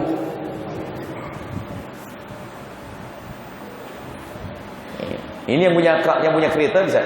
Tidak harus yang punya kereta umum pun bisa. Bisa kok bisa? Bisa tak pakai bisa ya? Bisa. Tidak bisa dah. Jadi lihat, mudah sebetulnya. Sehingga para ustadz itu lihat kalau sampai di rumah tuh ya jangan sholat lagi deh, ketemu anak istri, sendagurau. Ustadz sampai di rumah, wahai istriku mohon maaf, abah mau sholat 20 rakaat dulu. Itu ustadz nggak sampai di rumah selesai, ketemu istri, ketemu anak dan sebagainya. Sama bapak-bapak yang pengusaha besar, duitnya banyak, perjalanan dari kantor ke rumah, dari kantor, dari ofisnya sudah ngambil air wudhu. Malam hari begini, ngambil air wudhu, di atas kadarnya sholat bisa 10 rakaat, 20 rakaat. Sampai di rumah tinggal main dengan anak-anak. Allah. Jadi kan duniamu itu adalah akhirat gitu loh. Mobilnya tidak digunakan untuk maksiat, rumahnya digunakan untuk ibadah dan seterusnya. Baik, ini saja mungkin himbauannya. Sholat sunnah ya, kalau fardu ada aturannya sendiri. Sholat sunnah boleh di atas kendaraan, bahkan naik sekel motor dulu, kabiro walhamdulillah katsira. Dan Rasulullah melakukan itu semuanya. Nabi Muhammad mengendari onta dalam keadaan beliau melakukan sholat. Jadi tidak ada sholat sunnah ditinggalkan nanti. Ada sholat sunnah mutlak yang banyak. Sholat sunnah mutlak itu sholat sunnah yang tidak pakai nama. Ini mungkin ilmu ya, ibu pakai apa? Pakai ini semuanya. Yang pulang pakai kereta itu langsung sekarang ambil air wudhu. Adapun kalau mau sholat tidak harus pakai mukena khusus, wahai para ibu yang solehah. Yang penting menutup auratmu, wajah dan telapak tangan tidak tertutup, nggak apa-apa dalam sholat. Cukup dengan mukena baju seperti itu sudah sah. Tidak harus pakai mukena khusus bagi seorang wanita. Ada pun bapak-bapak itu. Kemudian nanti ada fikihnya, kita ada fikih praktis. Hendaknya kita itu selalu dalam keadaan punya wudhu. Kebiasaan mulia ini. Bekerja biasa dengan wudhu. Kalau biasa dengan wudhu itu sama, mencari dunia adalah dengan cara dia dengan Allah terus. Biasakan anda dengan wudhu. Kalau anda biasa dengan wudhu itu mudah melakukan sholat. Kalau batal, ambil air wudhu. Nggak bakal air wudhu. Di Malaysia banyak-banyaknya air kok. Cuman biasanya penyakit malas itu. Di atas kereta dia. Baik, ini saja mungkin yang bisa kami sampaikan. Jangan sampai ada di antara kita ini lengah dengan dunianya. Ternyata begitu mudahnya menjadikan kekayaan kita ini sebab untuk menjadi kita ahli surga Allah Subhanahu wa taala.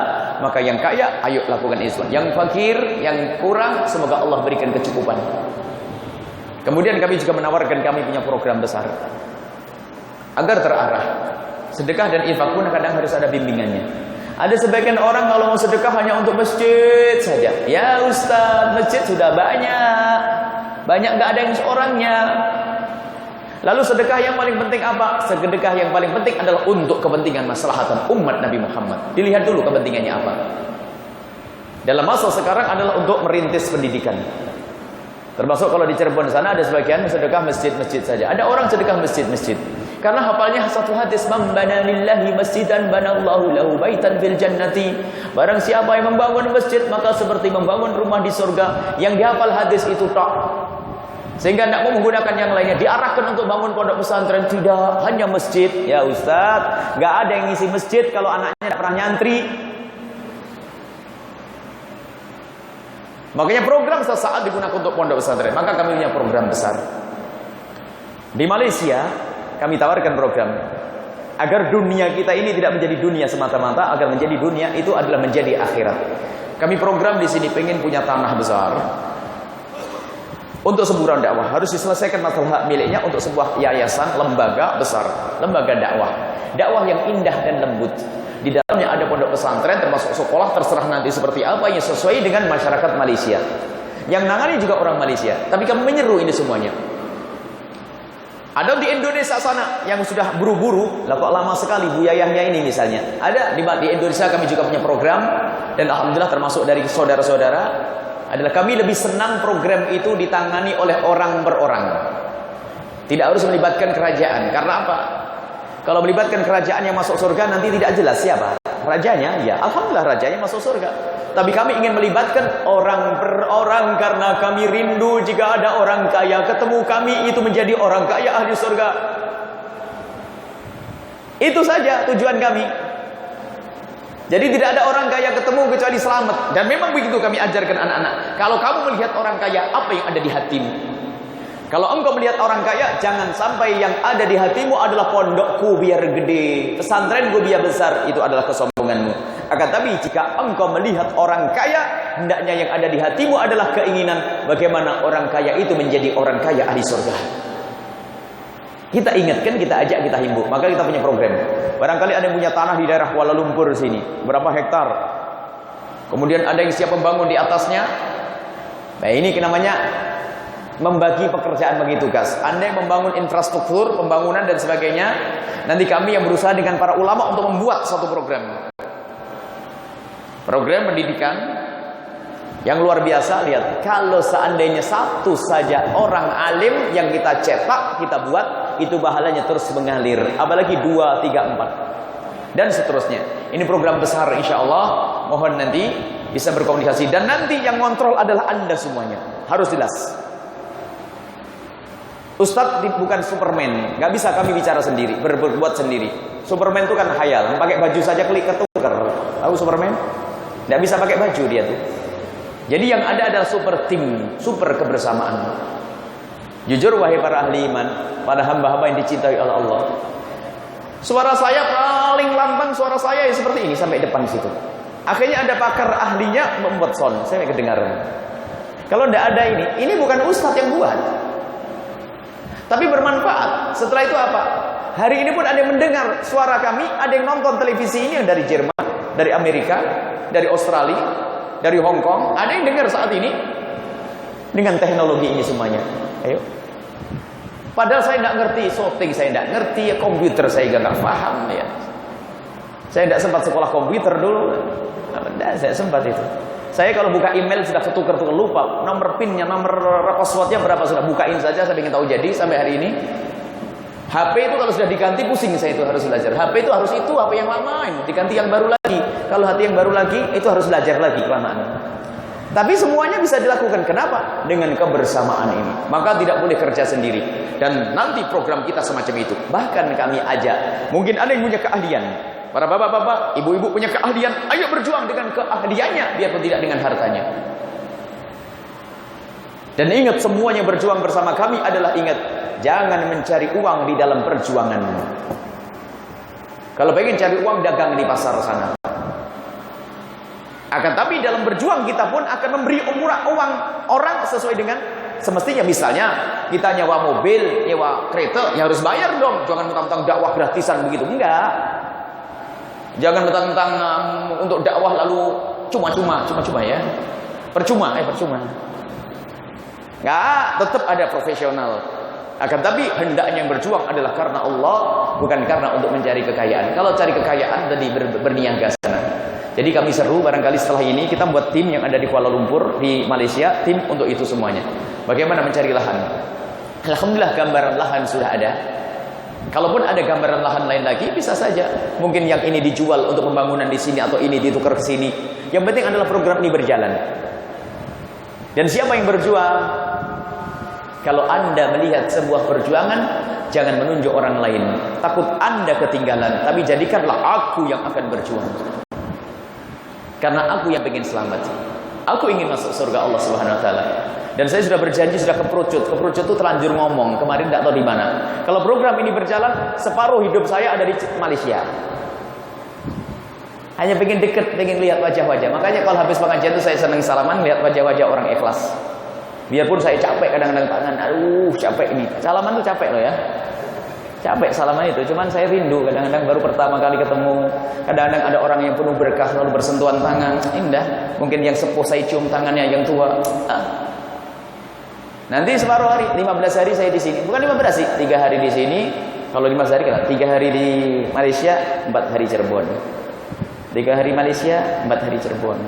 3 hari Malaysia, 4 hari Cirebon. 3 hari Malaysia, 4 hari Cirebon. Sampai mati. Mati dalam keadaan perjalanan dakwah nanti. Allah, kita ingin mati kita dalam keadaan kita dalam dakwah. Kita ingin mati dalam keadaan semacam ini. Kita ingin mati yang kaya raya itu semoga meninggalnya adalah di saat kontrol pembangunan setelah panjang umur semuanya. Kontrol pembangunan begini, Allah mati syahid. Pembangunan pondok pesantren, pembangunan masjid, dahsyat. Ini saja mungkin yang bisa kami sampaikan. Ada waktu 20 menit untuk tanya jawab. 20 menit untuk tanya jawab. Seperti itu ya. Bekerjalah yang serius dengan cara yang benar, maka dengan tujuan yang benar, maka hartamu akan menjadi harta akhirat. Ini saja, wallahu a'lam bishawab. Silakan.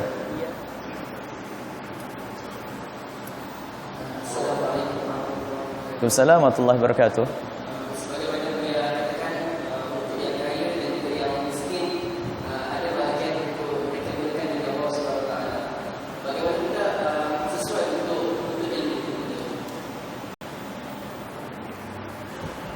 Surga Allah sudah menyiapkan masing-masing. Penuntut ilmu sama, penuntut ilmu punya tujuan. Untuk apa engkau menuntut ilmu?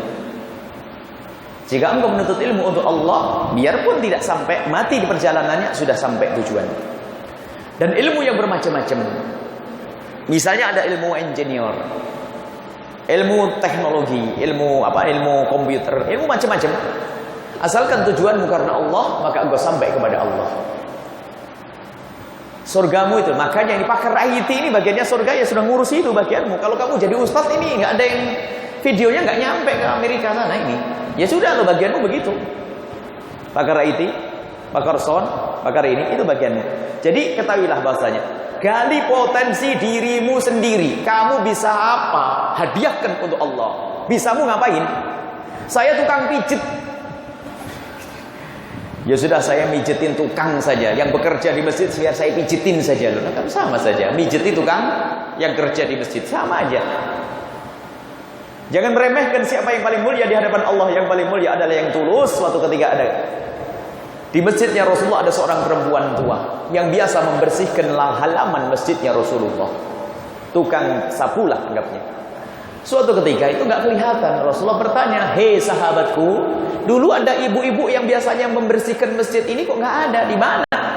Dijawab oleh sahabat Nabi, meninggal ya Rasulullah. Rasulullah kaget, kau tidak kasih tahu aku? Maksudnya kenapa tidak kasih tahu? Hanya karena dia seorang ibu tua yang seolah-olah tidak berguna begitu. Kenapa tidak kasih tahu aku? Ya luput saja.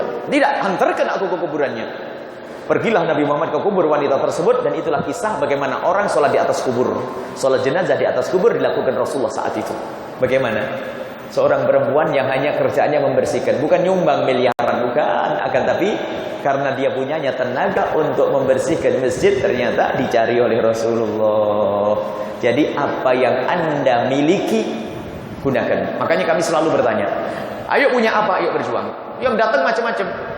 Bahkan yang datang terakhir adalah saya punya suara, ada saya punya ilmu ini. Ayo kumpulkan semuanya untuk berdoa, berdakwah. Nanti kalau sudah dikumpulkan, menggali potensi, nanti ada manajemennya yang ngatur. Maka jangan ragu-ragu. Yang punya, saya punya taekwondo.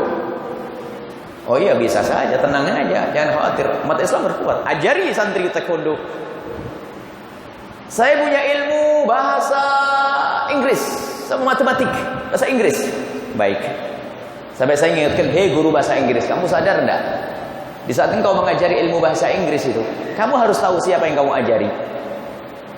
Jika yang kamu ajari adalah orang yang niatnya zina, kamu ikut bagian dosa zina. Ayo, sadar enggak? Tapi kalau engkau mengajari bahasa Inggris calon ustaz, wah ini bakal bermanfaat besar. Agar bisa berdakwah ke negeri-negeri kafir dengan bahasa Inggris loh. Dan punya ilmu itu digunakan untuk kebaikan supaya tidak sia-sia. Makanya ilmu duniamu agar jadi akhirat bagaimana? Ilmu matematik ajari santri biar bisa ngitung faraid bener. Olahraga pun demikian. Saya kalau olahraga ngajari ada orang yang olahraganya hanya naudzubillah, perempuan hanya untuk menjaga kesehatannya, hanya untuk berbuat zina, kamu dapat bagian dosa. Tapi jika ilmu kesehatan yang kau ajarkan, olahraga yang kau ajarkan untuk berjuang-berjuang agar sehat, dapat pahala. Itu sama kan sebetulnya.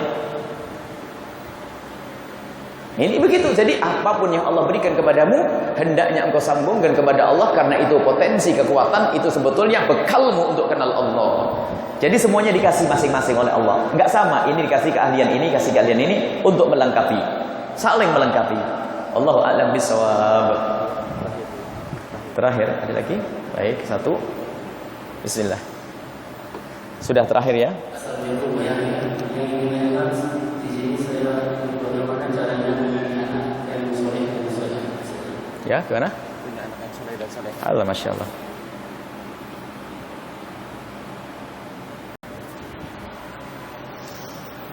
Bismillah. Punya anak yang soleh solehah. Nasihat secara umum. Yang pertama adalah banyaklah berdoa. Yang kedua, cintailah orang soleh. Banyak berdoa. Doa itu harus dong. Kemudian di dalam dirimu harus ada kecintaan yang sesungguhnya kepada orang soleh. Karena apa? Kecintaanmu kepada orang soleh ada hubungannya dengan doamu. Kalau engkau tidak mencintai orang soleh, mustahil menghendaki anak ingin soleh. Jadi anda cinta dengan orang soleh dan tampakkan kecintaan itu secara sesungguhnya, pengabdian, pembelaan dan seterusnya, mendoakan orang-orang soleh.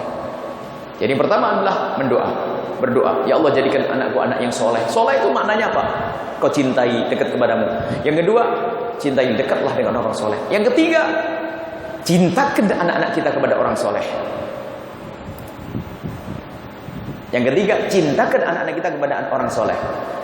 Untuk hormat, cintakan agar mereka kenal. Zaman dulu tuh orang tua kita itu masya Allah memperkenalkan kita kepada para ulama. Kadang-kadang kita datang ulama suruh buka mulutnya, suruh fuh gitu. Pokoknya kasih air, macam-macam.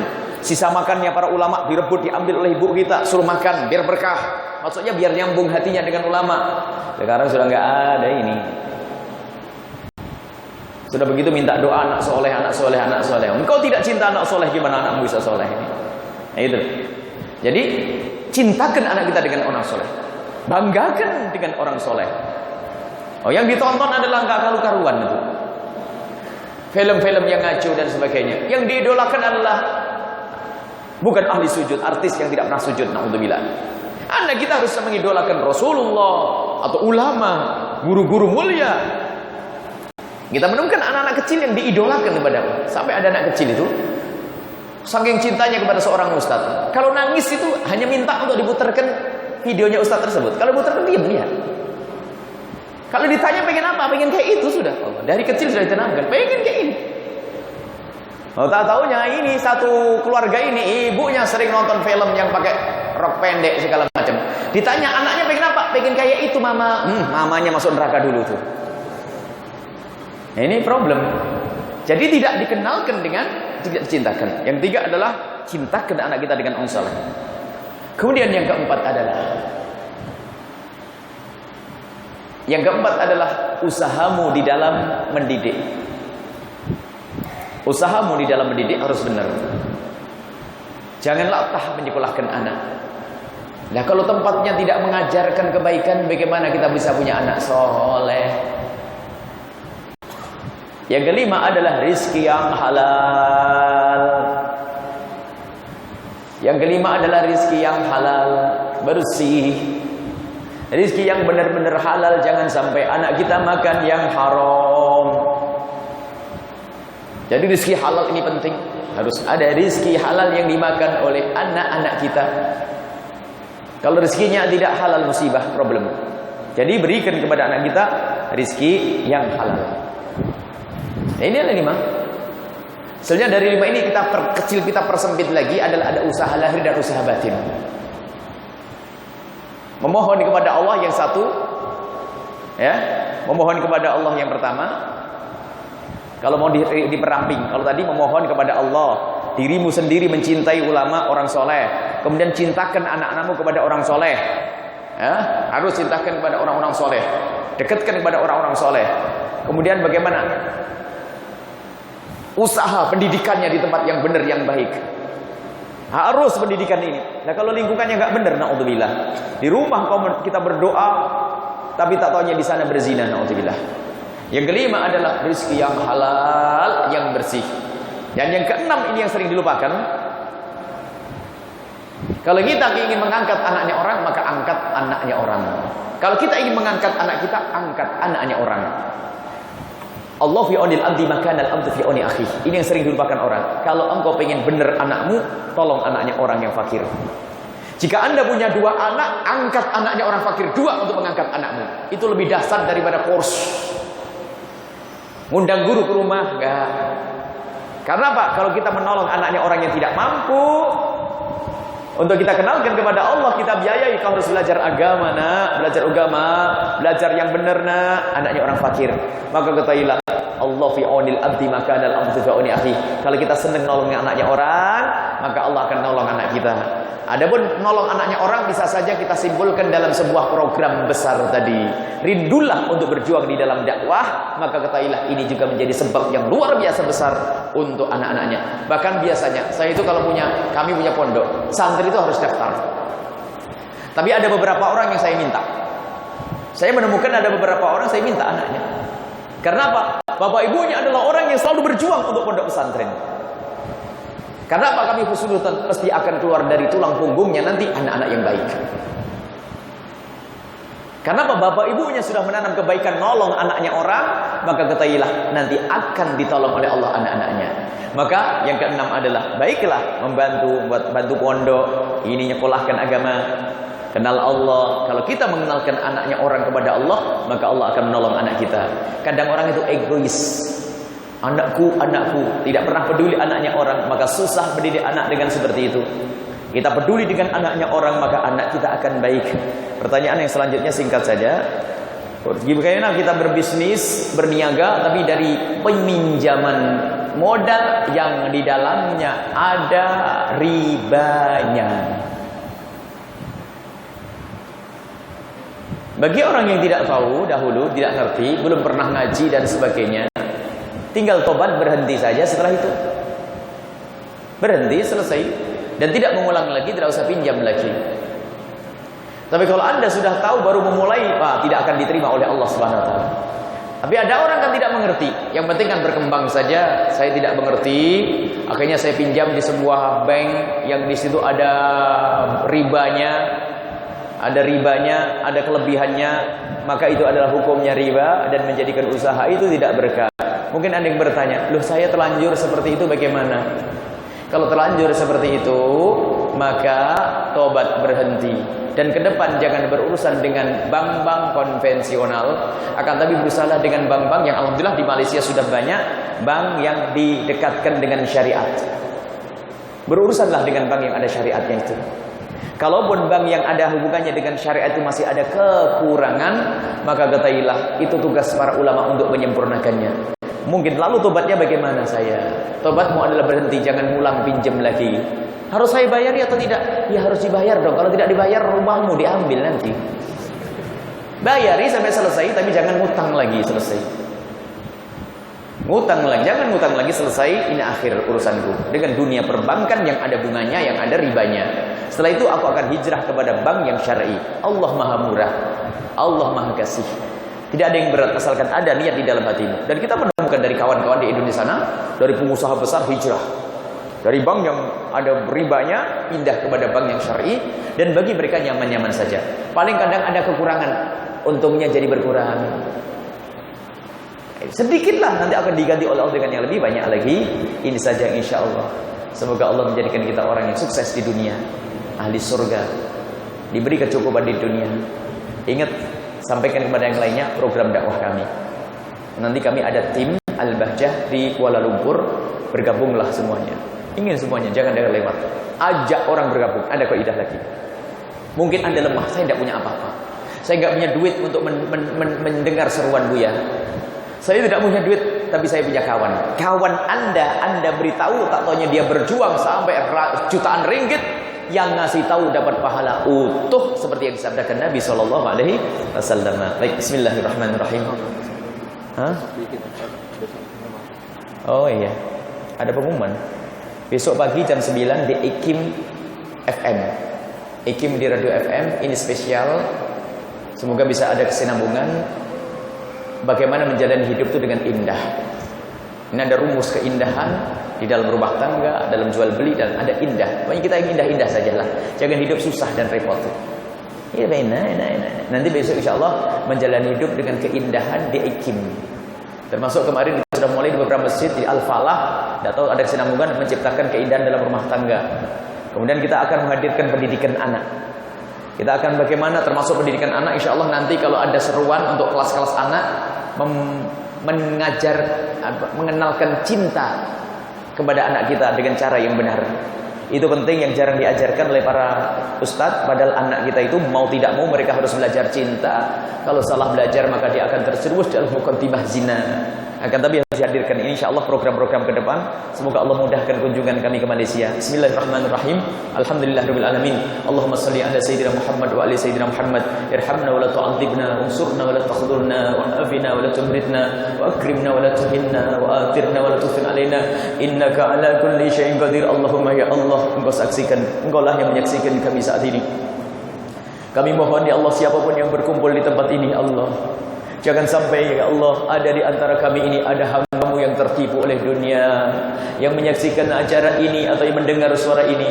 Jangan sampai mereka tertipu dengan dunia ya Allah. Kami mohon ya Allah, jadikan mereka adalah orang-orang cerdas yang bisa menjadikan dunia ini menuju surga-Mu ya Allah, yang menjadikan kekayaannya untuk keridhaan-Mu ya Allah. Jangan sampai mereka tertipu dengan kekayaannya lalu menjadi budak dunia ya Allah. Kami mohon jadikan dunia di tangan kami, jangan Kau jadikan dunia di hati kami ya Allah, dan mudahkan urusan dunia kami untuk bekal menuju akhirat-Mu ya Allah. Berikan kepada kami kecukupan di dunia ya Allah, dan cukupilah kami kelak di akhirat ya Allah. Ya Allah, ya Allah, ya Allah, dan jadikan kami ya Allah sebab-sebab kejayaan umat kekasih-Mu Nabi Muhammad, dan jadikan kami sebab-sebab kesejahteraan umat kekasih-Mu Nabi Muhammad, dan jadikanlah kami sebab kecukupannya umat kekasih-Mu Nabi Muhammad ya Allah. Lapangkan rezeki kami ya Allah untuk bisa berderma ya Allah. Lapangkan rezeki kami untuk kami bisa berbuat baik ya Allah, dan jangan sampai harta kami hanya untuk dunia ya Allah. Bimbing kami ya Allah, bimbing kami ya Allah. Maka kami mohon ya Allah,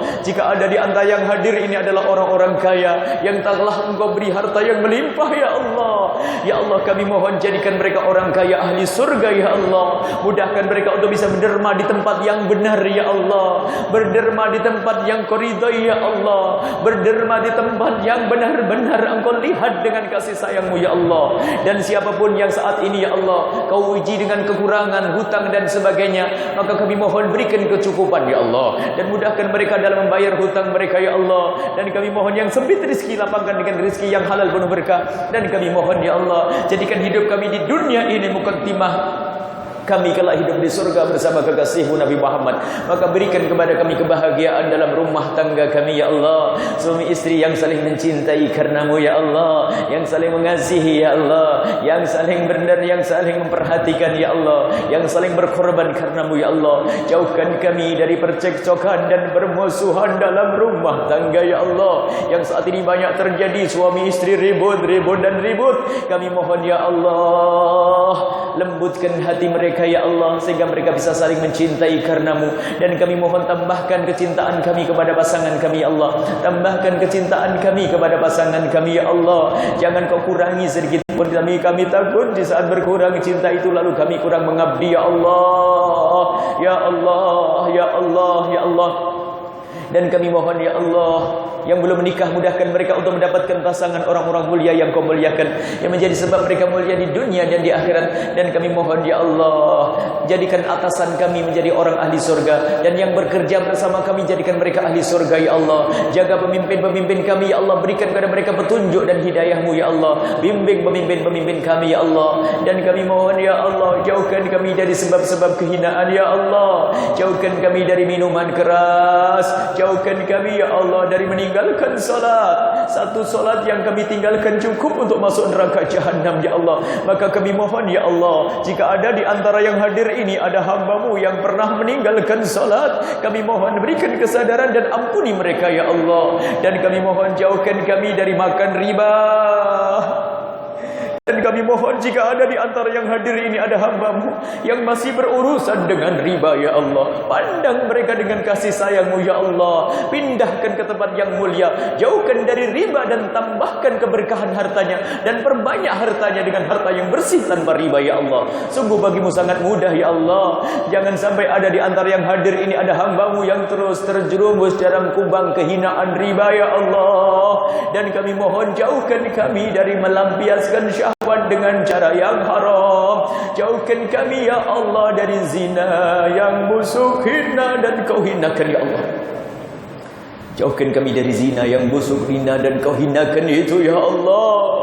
Jauhkan kami dari zina, sebab perzinaan ada di mana-mana. Pembangkit syahwat ada di mana-mana. Pembangkit syahwat ada di HP kami, ada di laptop kami, ada di televisi kami. Kami mohon ya Allah, jaga kami dan anak-anak kami dari zina yang busuk, hina dan Kau hinakan itu ya Allah, yang menjadi sebab kefakiran lahir dan batin, fakir di dunia dan di akhirat. Maka kami mohon ya Allah, jika ada di antara yang hadir ini atau yang menyaksikan acara ini atau yang mendengar suara ini, ada di antara mereka adalah hamba-Mu ya Allah yang pernah terpeleset dalam hina dan busuknya zina, kami mohon ya Allah, pandanglah mereka dengan kasih sayang-Mu, ampuni mereka dan tutup aib mereka di dunia, tutup aib dan celah mereka di dunia, sehingga di dunia tidak dihinakan oleh siapapun, dan tutup aib mereka di akhirat ya Allah, sehingga di akhirat tidak Kau siksa. Dan jangan Kau cabut nyawa kami sebelum Kau ampuni dosa kami ya Allah. Ya Allah, jangan Kau cabut nyawa kami ya Allah sebelum Kau ampuni dosa kami. Dan kami mohon ya Allah, kami ingin saat Kau hendak mencabut nyawa kami nanti ya Allah, kami ingin Kau cabut nyawa kami saat kami sujud di dalam solat kami. Kami ingin Kau cabut nyawa kami di saat kami menyampaikan kebenaran. Kami ingin ya Allah, kelak Kau cabut nyawa kami dalam keadaan kami berjuang di jalan kekasih-Mu Nabi Muhammad. Kami ingin mati dalam keadaan iman ya Allah, dalam keadaan mulia ya Allah. Kami mohon ampuni orang tua kami dan guru-guru kami ya Allah. Ampuni orang tua kami dan guru-guru kami, dan berikan kasih sayang-Mu kepada mereka semua. Dan kami mohon jadikan kami hamba-hamba yang saling mencintai karena-Mu ya Allah. Jauhkan dari kebencian ya Allah, jauhkan kami dari dengki, jauhkan kami dari dendam yang menyiksa. Maka kami mohon ya Allah, jika ada orang berbuat salah kepada kami, jika ada orang menyakiti kami, jika ada orang aniaya dan zalim kepada kami mohon jangan Kau timpakan musibah kepada mereka ya Allah. Jangan Kau hukum mereka, ampuni mereka, berikan kesadaran. Sungguh kami tidak rela jika ada orang masuk neraka atau Kau hukum gara-gara dosa, gara-gara melakukan kesalahan kepada kami. Dan kami mohon ya Allah, lapangkan hati kami ya Allah. Jika ada orang berbuat salah kepada kami, jadikan kami mudah untuk melupakannya ya Allah. Kami tidak ingin menyimpan biarpun 1 menit ya Allah. Kami tidak ingin sakit hati kami ya Allah. Kami ingin hati kami bersih ya Allah. Itulah hamba-hamba yang Kau janjikan akan di surga-Mu untuk masuk surga dengan qalbun salim, dengan hati yang selamat. Maka selamatkan hati kami ya Allah. Dan kami mohon ya Allah, seperti Engkau perkumpulkan kami saat ini, seperti Engkau pertemukan saat ini, pertemukan dan kumpulkan kami kelak di surga bersama kekasih-Mu Nabi Muhammad. Jangan sampai ada yang Kau tinggal satupun ya Allah. Jangan sampai ada yang Kau tinggal satupun ya Allah. Kami tidak rela jangan ada yang Kau tinggal ya Allah. Kalaupun dia ahli maksiat di hari kemarin, jadikan esok hari menjadi ahli taat. Kalau dia banyak dosa, ampuni ya Allah. Engkau yang telah mengumpulkan mereka di sini, begitu mudah bagi-Mu untuk mengumpulkan di sini, maka begitu mudah bagi-Mu untuk memasukkan ke surga ya Allah. Mohon pengampunan-Mu ya Allah. Dan kami mohon ya Allah, semua yang telah berjuang di masjid ini ya Allah, atau yang berjuang bersama program kami ya Allah, berikan kepada mereka semua ketulusan dan keikhlasan. Apakah yang berjuang dengan ilmunya, atau berjuang dengan harta senjatanya, atau berjuang dengan tenaganya, atau berjuang dengan pemikirannya, atau berjuang dengan panjatan doa di tengah malam. Kami mohon berikan kepada mereka ketulusan dan keikhlasan, dan kami mohon kirimkan kepada kami ya Allah, bersama kami pejuang-pejuang ya Allah, ahli juru-juru dakwahmu, pejuang-pejuang yang tulus dan ikhlas.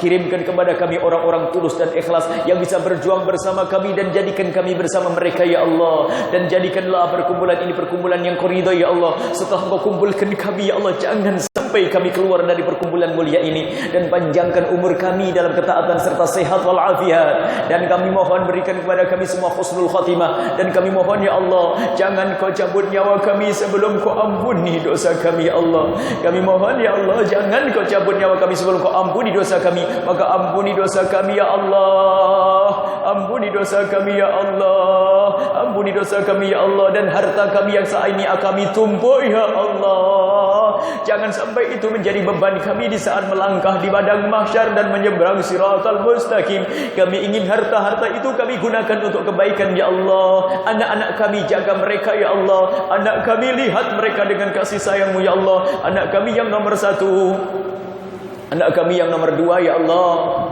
anak kami yang nomor 3 ya Allah, anak kami yang nomor 4, anak kami yang nomor 5, nomor 6. Anak-anak kami itu jaga nomor 6, nomor 7 dan seterusnya. Jaga mereka ya Allah. Jadikan mereka anak-anak yang Kau cintai ya Allah. Jadikan mereka pecinta-pecinta kekasih-Mu Nabi Muhammad. Jadikan mereka anak-anak ahli surga ya Allah, menjadi sebab keselamatan kami kelak di surga ya, di akhirat ya Allah.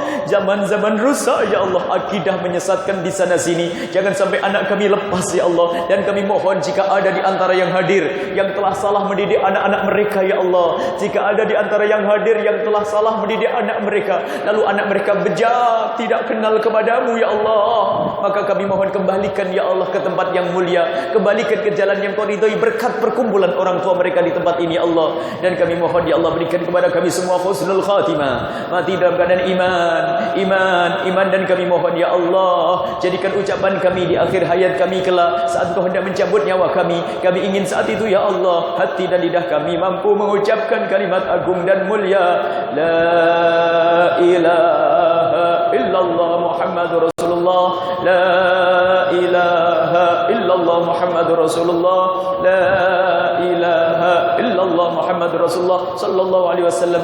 Rabbana atina fid dunya hasanah wa fil akhirati hasanah wa qina adzabannar. Wa sallallahu ala sayyidina Muhammadin wa ala alihi wa sahbihi wasallam. Walhamdulillahi rabbil alamin. Al-Fatihah.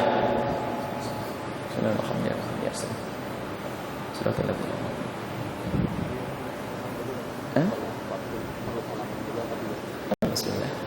Salaman, salaman, ada yang bersalaman, mohon rapi, biarpun kami buru-buru nanti, agak cepat saja. Mungkin langsung salaman kita. Yang penting saya ingin bersentuhan dengan insyaallah ahli-ahli surga insyaallah. Mohon maaf, mohon doa selalu. Wabillahi taufiq wal hidayah. Assalamualaikum warahmatullahi wabarakatuh. Bismillah.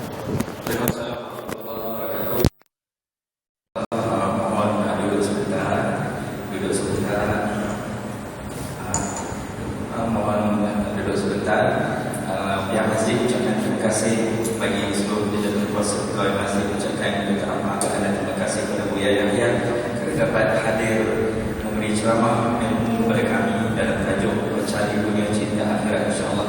Jadi buat barisan untuk bersalaman, dan untuk makluman ada anak-anak kecil bawa karung warna hijau untuk sumbangan. Jadi minta tolong bagi. Jangan peluk, jangan cium, bersalaman sahaja. Buat barisan mudah. Jadi jumpa anak-anak kecil tu, karung hijau, minta masuk dan turun sedikit untuk tabung peribadahan masjid insya-Allah. Salam sahaja buat barisan. Jadi dekat saya ni ada satu beg yang ada isi macam-macam. Pemiliknya Nurliana Akidah binti Abdul Rahim, dia ada kaca.